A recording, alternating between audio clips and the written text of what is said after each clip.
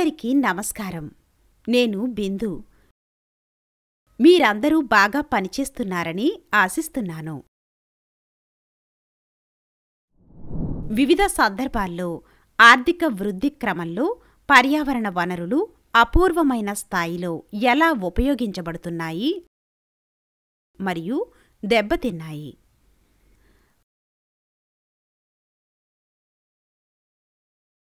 అటవీ నిర్మూలన, నేల కోత, భూగర్భ జలాలు తగ్గడం, పెరుగుతున్న కాలుష్యం, మేత భూమిపై ఒత్తిడి మొదలైనవి కొన్ని ముఖ్యమైన మరియు అత్యవసర పర్యావరణ సమస్యలు.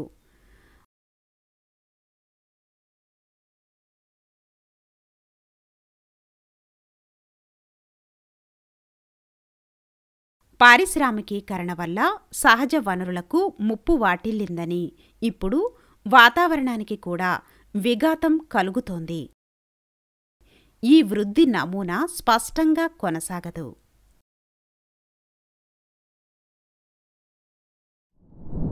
పదవ తరగతి సామాజిక అధ్యయనాల నుండి ఈక్విటీతో సస్టైనబుల్ డెవలప్మెంట్ అనే అంశాన్ని అర్థం చేసుకోండి మరియు అభివృద్ధి, పర్యావరణం మరియు వ్యక్తుల మధ్య సంబంధాన్ని అన్వేషిద్దాం.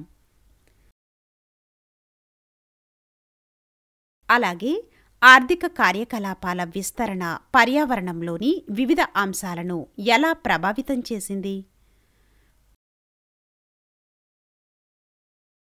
అభ్యాస ఫలితాలు. మీరు తెలుసుకోగలరు, పర్యావరణం ఆర్థిక కార్యకలాపాలకు మద్దతు ఇస్తుంది.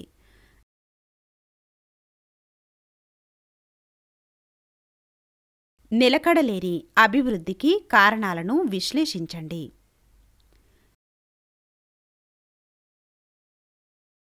స్థిరమైన అభివృద్ధిని సాధించడానికి చర్యలను సూచించండి.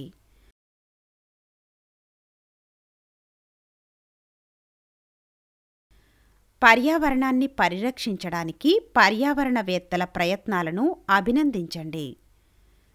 కీలక పదాలు: సస్టైనబుల్ డెవలప్మెంట్ భవిష్యత్తు తరాల వారి స్వంత అవసరాలను తీర్చుకునే సామర్థ్యాన్ని రాజీ పడకుండా వర్తమాన అవసరాలను తీర్చే అభివృద్ధి సుస్థిర అభివృద్ధి.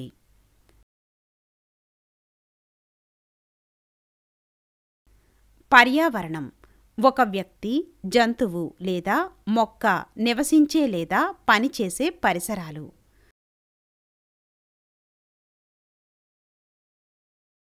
మూలం స్థలం, వ్యక్తి లేదా వస్తువు నుండి ఏదైనా ఉద్భవించింది లేదా పొందవచ్చు.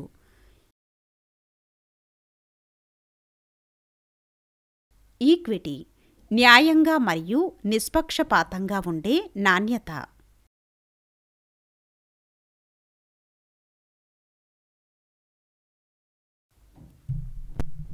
సింక్ ఏదైనా, ముఖ్యంగా ద్రవం యొక్క ఉపరితలం క్రిందకు వెళ్ళండి, మునిగిపోతారు. కాన్సెప్ట్ మ్యాప్ను గమనించండి.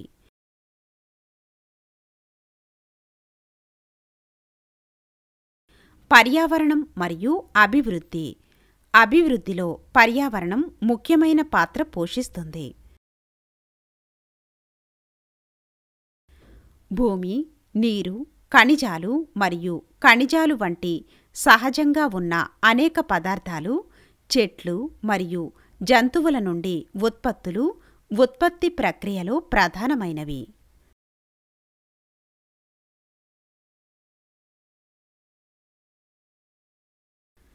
ప్రాథమిక రంగ కార్యకలాపాలు: వ్యవసాయం, మైనింగ్, క్వారీ మరియు తయారీ మరియు ఇంధన రంగాలలో ఉత్పత్తి సహజ వనరులపై ఎక్కువగా ఆధారపడి ఉంటుంది.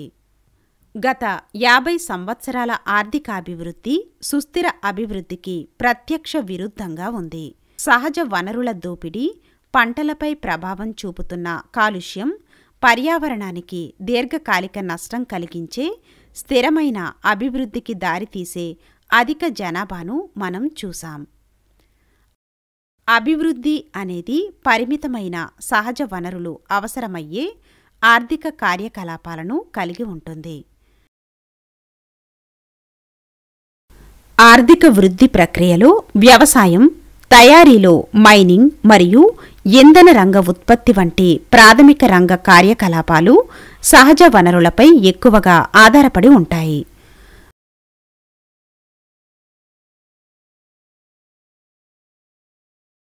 పర్యావరణం యొక్క రెండు ప్రధాన విధులు ఉన్నాయి: సోర్స్ ఫంక్షన్ మరియు సింక్ ఫంక్షన్.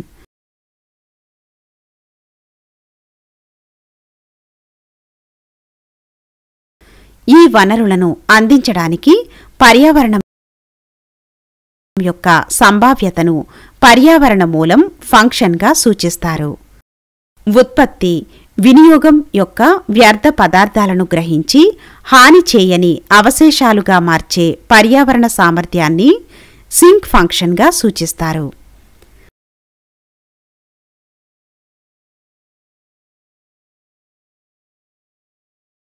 ఉత్పత్తి మరియు వినియోగం యొక్క అవాంఛిత ఉప ఉత్పత్తులు, దహనం నుండి వెలువడే వాయువులు, ఉత్పత్తులను శుభ్రం చేయడానికి ఉపయోగించే నీరు, విస్మరించిన ప్యాకేజింగ్ మరియు ఇకపై అవసరం లేని వస్తువులు పర్యావరణం ద్వారా గ్రహించబడతాయి.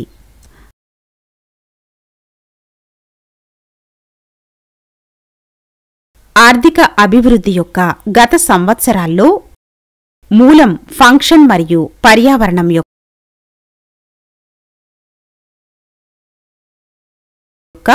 సింక్ ఫంక్షన్ అధికంగా ఉపయోగించబడ్డాయి. ఇది పర్యావరణం యొక్క మోసుకెళ్లే సామర్థ్యాన్ని ప్రభావితం చేసింది. అనగా భవిష్యత్తులో ఆర్థిక ఉత్పత్తి మరియు వినియోగానికి మద్దతు ఇచ్చే పర్యావరణ సామర్థ్యం. ఉదాహరణకి, సాంప్రదాయ పద్ధతులలో బావులు మరియు గొట్టపు బావుల నుండి నీటిని తీసుకుంటారు మరియు ఇప్పుడు భూగర్భ జలాలను విద్యుత్ మోటారు పంపుల సహాయంతో లాగుతున్నారు. రెండు సందర్భాల్లో భూగర్భ జలాల పరిమాణం మారుతూ ఉంటుంది.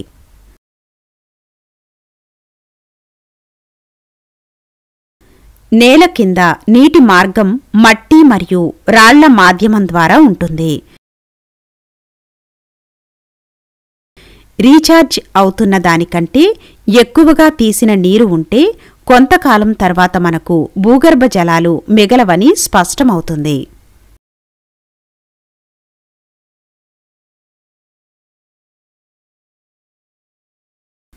దేశంలోని అనేక ప్రాంతాల్లో భూగర్భ జలాలు మితిమీరిన వినియోగానికి తీవ్రమైన ముప్పు పొంచి ఉంది.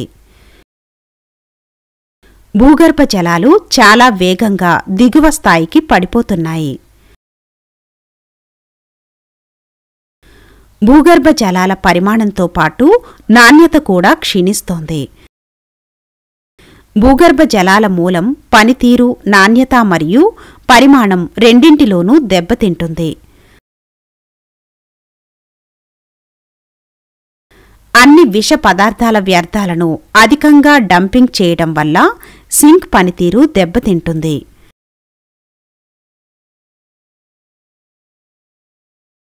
స్థిరమైన అభివృద్ధిని సాధించడానికి కాలుష్య ఉద్గారాలను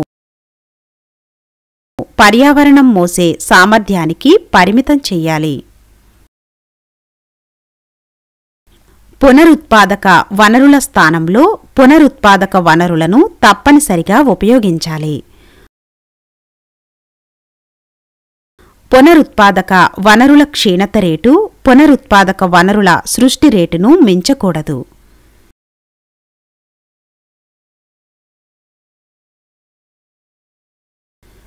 వెలికితీత రేటు పునరుత్పత్తి రేటును మించకూడదు.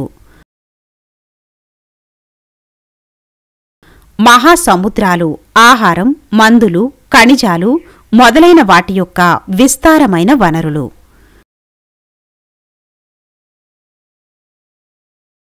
మానవ ప్రభావాలు ఈ వనరుల క్షీణతకు కారణమవుతున్నాయి. కలుషితమైన సముద్రపు నీరు జలచరాల మరణానికి కారణమవుతుంది. నీటి నాణ్యత క్షీణిస్తుంది మరియు సముద్రపు కొండ చర్యలు విరిగిపడడానికి కారణమవుతున్న వాతావరణ మార్పు. అన్ని రకాల వ్యర్థాలు మరియు విష పదార్థాలను డంప్ చేయడానికి నీటిని సింక్గా ఉపయోగిస్తారు. సముద్రపు వ్యర్థాలు పర్యావరణానికి తీవ్రమైన హాని కలిగిస్తాయి. సరైన మరియు సురక్షితమైన పారవేయడం సమస్యను పరిష్కరించగలదు. పురుగుమందుల వాడకం పర్యావరణంపై ప్రతికూల ప్రభావం చూపుతుంది.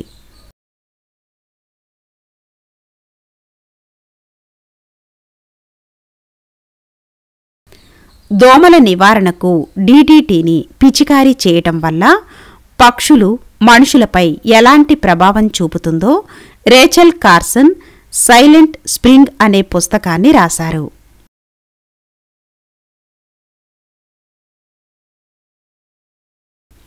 పురుగుమందులలో ఉండే భారీ లోహాల వంటి పదార్థాలు పర్యావరణం నుండి కుళ్ళిపోవు, బదులుగా జీవుల లోపల పేరుకుపోతాయి.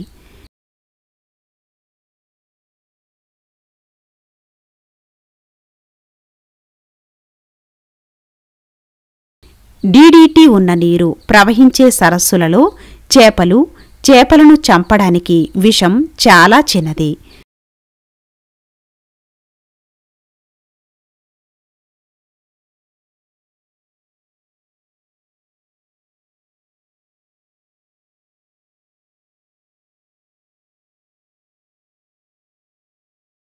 కాని ఒక పక్షి అనేక చేపలను తింటే చేప లోపల రసాయనం యొక్క మిశ్రమ మోతాదు పక్షికి ప్రాణాంతకం.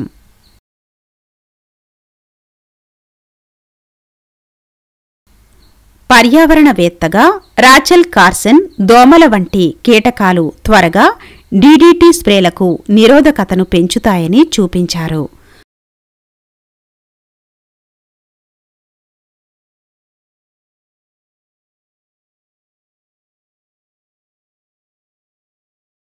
మానవ చర్య ప్రకృతిని మరియు మానవులను ఎలా కోలుకోలేని విధంగా నాశనం చేస్తుందో ఆమె పరిశోధనలు స్పష్టమైన ఉదాహరణ.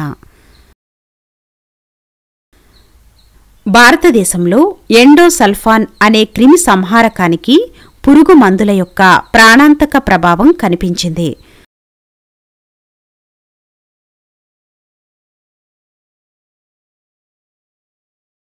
(1976లో జీడిపప్పును చీడపీడల నుండి కాపాడేందుకు ప్రభుత్వం 15,000 ఎకరాల్లో ఎండోసల్ఫాన్ను హెలికాప్టర్లో పిచికారీ చేసింది.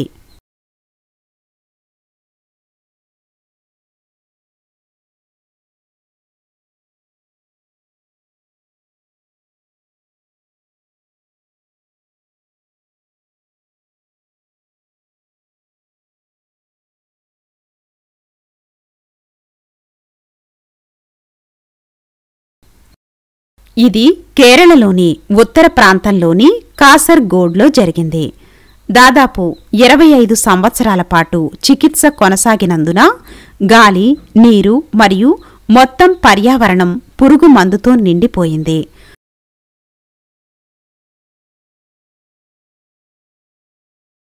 స్ప్రే చేయడం వల్ల స్థానిక ప్రజలలో, ముఖ్యంగా వ్యవసాయ కార్మికులలో చాలా తీవ్రమైన ఆరోగ్య సమస్యలు అభివృద్ధి చెందాయి.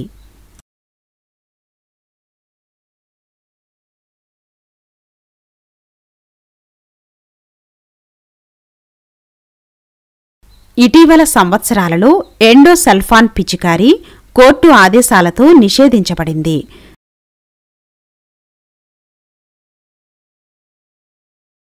క్రమంగా వ్యాధిలో పతనం మరియు శ్రేయస్సులో సాధారణ పెరుగుదల ఉంది.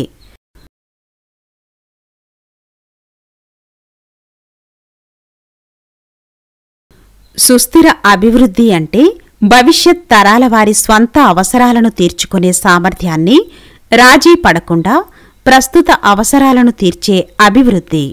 మరో మాటలో చెప్పాలంటే ప్రతి ఒక్కరికి మెరుగైన జీవన నాణ్యత, ఇప్పుడు మరియు రాబోయే తరాలకు.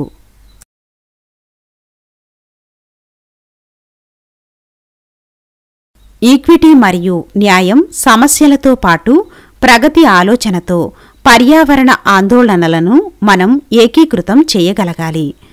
మనం పర్యావరణానికి అనుకూలమైన మార్గాన్ని కనుగొనాలి. ఇప్పుడు అనేక రాష్ట్రాలు సేంద్రియ వ్యవసాయం యొక్క అవసరాన్ని మరియు సామర్థ్యాన్ని గ్రహించాయి.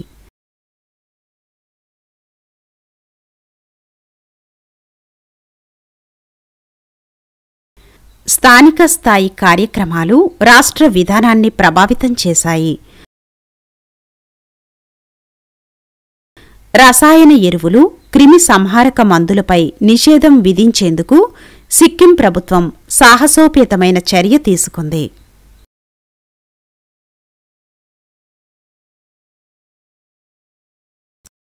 ఉత్తరాఖండ్ కూడా 100% సేంద్రియ రాష్ట్రంగా అదే మార్గాన్ని అనుసరిస్తోంది.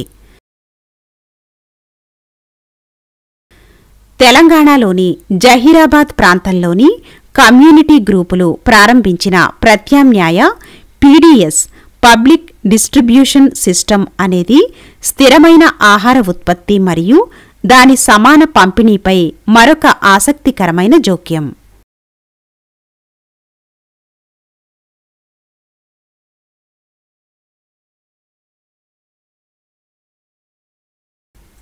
కాబట్టి ఆధునిక అభివృద్ధి పర్యావరణ విధ్వంసం యొక్క సమస్యలను పెంచిందని మనం గుర్తించాము. వస్తువులు మరియు సేవల వృద్ధిపై కేంద్రీకృతమైన అభివృద్ధి నుండి ఈ పరివర్తనలో ప్రతి ఒక్కరూ పాత్ర పోషించాల్సిన ఈక్విటీతో స్థిరమైన అభివృద్ధి వైపు లక్ష్యం మారాలి.